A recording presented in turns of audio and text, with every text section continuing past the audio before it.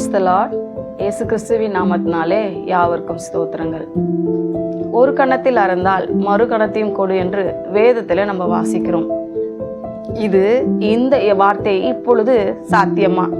இப்போ இருக்கிற கிறிஸ்தவர்கள் ஒரு கணத்தில் அறந்த மறு கணத்தை திருப்பி கொடுக்கிறார்களா அல்லது மறு கணத்தில் திருப்பி கொடுக்கிறார்களா என்பதுதான் இப்போ இருக்கிற காலகட்டத்தில் இருக்கிற சூழ்நிலைமைகள். மும்பையில் நடந்த ஒரு உண்மையான சம்பவத்தை நான் வேதாகம கல்லூரி படிக்கும் பொழுது அங்கே போயிட்டு வந்த சில ஜனங்கள் சாட்சியாக நேரில் கண்ட காட்சிகளை சாட்சியாக சொன்னதை தான் இன்றைக்கு நான் உங்களோடு பகிர்ந்து கொள்ள இருக்கிறேன். மும்பையில் ஒரு வயதான ஒரு அம்மா, அவர்களுக்கு பிள்ளைகள், கணவர் இறந்து விட்டார். அந்த பிள்ளைகளை எல்லாருக்கும் திருமணம் செய்து கொடுத்து விட்டு இவர் மட்டும் தனித்து ஊழியம் செய்து கொண்டிருந்தார். மிகப்பெரிய ஊழியர். ஆனால் ஒரு சின்ன வீட்டிற்குள்ளாக அவர் வாழ்ந்து கொண்டு வந்தார். தினமும் அவருடைய ஊழியம் என்னன்னா, அவரை தேடி பல இடங்கள்ல இருந்து ஊழியர்கள் வந்து ஜெபித்து கொண்டு போவார்களாம், காணிக்க கொடுப்பார்களாம். இங்க வந்து தங்கிருங்க, அங்க வந்து தங்கிருங்கன்னு, நான் அவங்கள பாத்துக்கிறேன்னு சொல்லி நிறைய சொல்லுவாங்களாம். ஆனா இவருக்கு சிம்பிளாக எனக்கு இப்படித்தான் இருக்க பிடிக்கிறது, என்னை விட்டு விடுங்கன்னு சொல்லி வாழ்ந்து கொண்டு வந்த ஒரு மனுஷி தான் அவங்க என்ன பண்ணுவாங்க, டெய்லி ட்ராக்ஸ் எடுத்துப்பாங்க. எந்தெந்த தெருவுக்கெல்லாம் ஆண்டவர் வந்து அவங்க ஜெபிக்கும் போது சொல்றாங்களோ அந்த தெருவுக்குள்ளாக போய் ட்ராக்ஸ் கொடுக்கறது தான் அவங்களுடைய ஊழியம். வர வழியில என்ன பண்ணுவாங்களா, குட்டி குட்டியான சின்ன சின்ன விறகுகளை பொறுக்கி கொண்டு வந்து வெளியில வச்சு அடுப்புல சமைச்சு சாப்பிடுவாங்களாம். அந்த நேரத்துல ஊழியர்களோ அவங்கள ஜெபிக்கிறதுக்கு யாராவது வந்தாங்கன்னா அவங்களுக்கு அதை கொடுத்து சாப்பாடுலாம் போட்டுட்டு மீறதை சாப்பிட்டுட்டு இவங்க படுத்து கொள்வார்களாம்.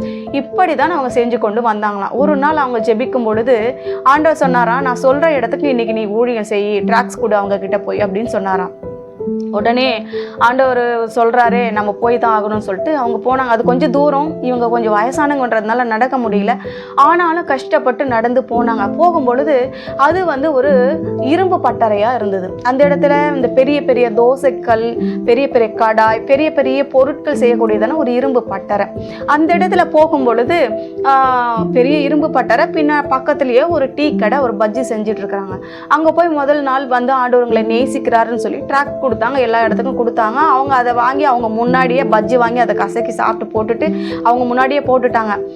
வீட்டுக்கு வந்தாங்க, அவங்களுக்காக ஜெபம் பண்ணாங்க. திரும்ப அடுத்த நாள் எழுந்து, ஆண்டவரே நான் எங்க போகணும் இன்னைக்கு அப்படின்னு கேட்கும்போது, இல்ல இன்னைக்கும் அங்கே போ அப்படின்னு ஆண்டவர் சொன்னாராம். சரி, ஆண்டவர் சொல்றாரே அப்படின்னு சொல்லிட்டு திரும்பவும் அதே இடத்துக்கு போனாங்களாம். தொடர்ந்து ஒரு வாரம் கத்தர் அதே தெருவுக்கு போ என்று சொல்ல இவங்க போய் அந்த தெருவுல கொடுத்துருக்குறாங்க. கடைசியா பார்த்தாங்க அவங்க, கிளவி 10 நாளா நானும் பார்க்குறேன், ஏன் உனக்கு வேற இடம் எங்கேயும் கிடைக்கலையா? நாங்கள் ஏதாவது கொடுப்போன்னு எதிர்பார்க்குறியா? ஏன் எங்களையே தேடி தொல்லை பண்ணுற? நீ இதே மாதிரி பண்ணிட்டு இருந்தியேன்னா பாரு, நான் சும்மா சொல்கிறேன்னு நினைக்காத, எண்ணெய் கொப்பரையில் போட்டு உன்னை பொறிச்சு எடுத்துருவேன்னு சொல்லி அவங்க சொல்லி அனுப்பிச்சிருக்காங்க. திரும்பவும் வந்து, ஆண்டவரே போதும்பா, நான் 10 நாள் கிட்ட போயிட்டேன், போதும்பா, இனி வேற எங்கேயாவது சொல்லுங்க, நிறைய இடத்துல சுவிசேஷம் சொல்ல வேண்டி இருக்குது அப்படின்னு சொன்ன உடனே, இல்லை இன்னையோட கடைசி, இன்னைக்கு மட்டும் போ அப்படின்னு சொல்லியிருக்காரு. அவங்க போகும்பொழுது ஜெபம் பண்ணிட்டு எல்லாத்தையும் வீட்டில எல்லாம் எடுத்து வச்சுட்டு போயிருக்காங்க. போயிட்டு சொல்லியிருக்காங்க, தம்பி இயேசு உங்களை நேசிக்கிறாருப்பா, நம்புங்கப்பா, அவர் தான்ப்பா உண்மையான தேவன் சொல்லிட்டு சொல்லும்போது அவங்களுக்கு மிகவும் கோபம். நான் நேத்தே சொல்லி எச்சரித்து அனுப்புனேன்ல, நீ இங்க வரக்கூடாதுன்னு சொல்லி, நீ இதையும் மீறி வந்திருக்கன்னா எங்களை பார்த்தா உனக்கு கிண்டலா இருக்கான்னு சொல்லி என்ன பண்ணிருக்காங்க, எல்லாரும் சேர்ந்து கோபத்துல அடித்து எண்ணெய் கொப்பரையில போட்டுருவேன் அப்படின்னு சொல்லி நேத்து சொன்னாங்க இல்லையா, இன்னைக்கு நிஜமாவே பக்கத்து டீ கடையில இருக்கிற அந்த எண்ணெயை வாங்கி இவங்க கிட்ட இருக்கிற அந்த பெரிய கடாயில ஊத்தி இந்த பாட்டியை தூக்கி அதுல போட்டுட்டு இருக்கிறாங்க. எவ்வளவு திமிரு இருந்தா திரும்ப திரும்ப வருவ, எங்களை பார்த்தா உனக்கு எப்படி இருக்கு அப்படின்னு சொல்லிட்டு அந்த பாட்டியை போட்டிருக்காங்க. அந்த எண்ணெயில துடிச்சிருக்காங்க, பயங்கரமா துடிச்சிருக்காங்க. துடிச்ச உடனே அவங்க வந்து சொன்னாங்களாம், அந்த பாட்டி வலி தாங்க முடியல, ஆனாலும் அவங்க தம்பி இங்க வாப்பான்னு சொல்லி கூப்பிட்டு சொன்னாங்களாம், என்ன ஏசப்பா சொல்லியிருக்கிறாரு, ஒரு கணத்தை அரைஞ்சா நீ மறு கணத்தையும் திருப்பி கொடுன்னு சொல்லியிருக்கிறாரு, ஒரு பக்கம் தானப்பா நான் வெந்திருக்கிறேன், திருப்பி போடுப்பா, இன்னும் ஒரு பக்கம் மீதி இருக்கு அப்படின்னு சொன்னாங்களாம். அவங்க சொன்ன உடனே அவங்களுக்கு ஒரு மாதிரி ஆயிடுச்சு.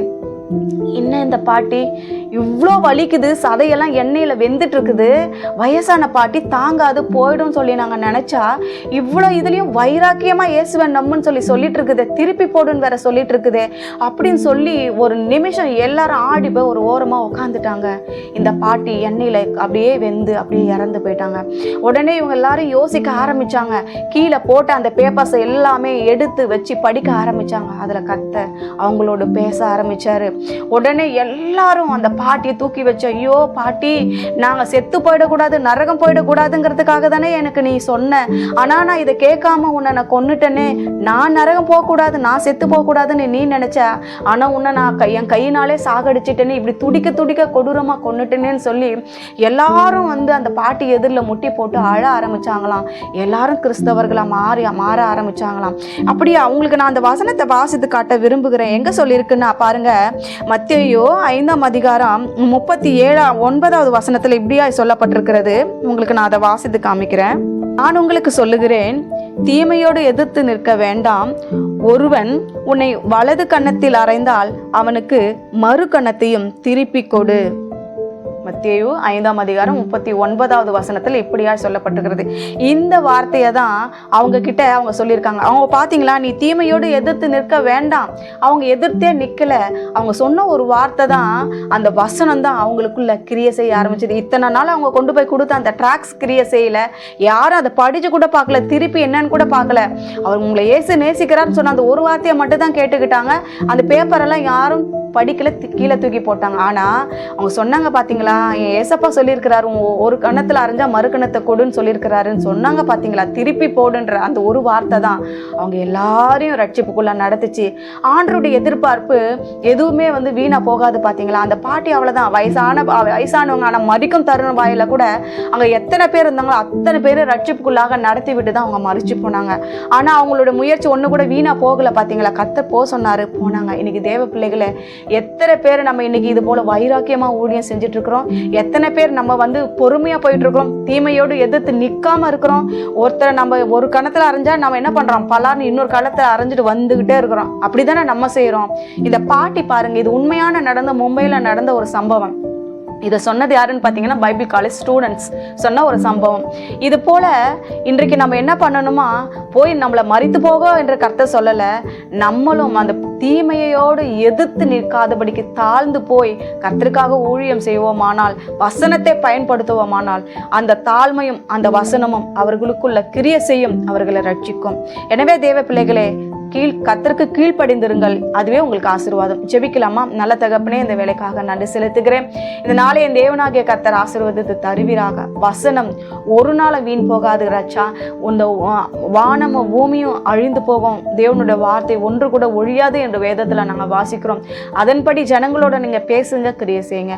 இயேசுவின் நாமத்துல ஜெபிக்கிறேன் பிதாவே, ஆமென்.